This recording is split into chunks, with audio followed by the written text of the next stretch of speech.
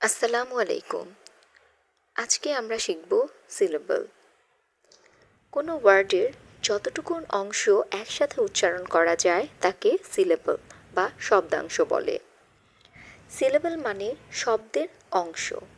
যেমন farmer, fur এবং মার দুটি সিলেবল।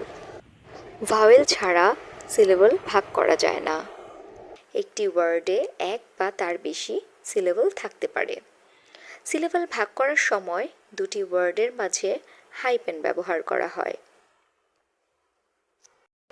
সিলেবল চার প্রকার, যেমন মনোসিলেবল, ডাইসিলেবল, ট্রাইসিলেবল এবং পলিসিলেবল। যে ওয়ার্ডে একটি অংশ থাকে তাকে মনোসিলেবল বলে, যেমন কি। যে ওয়ার্ডে দুটি অংশ থাকে তাকে ডাইসিলেবল বলে, যেমন পেন্সিল। পেন এবং সিল দুটি অংশ, দুটি শব্দাংশ, যার কারণে এটাকে ডাইসিলেবল বলা হয়। ট্রাইসিলেবল হচ্ছে যে ওয়ার্ডে তিনটি অংশ থাকে, যেমন আমব্রেলা, UM, আম, BRE, ব্রে এবং LA। এই তিনটি অংশ মিলে হচ্ছে আমব্রেলা, তাই এটাকে বলা হবে ট্রাইসিলেবল।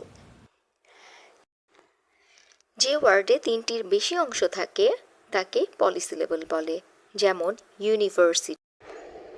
ইউ, নি, ভার, সি এবং টি পাঁচটি সিলেবল মিলে গঠিত হচ্ছে।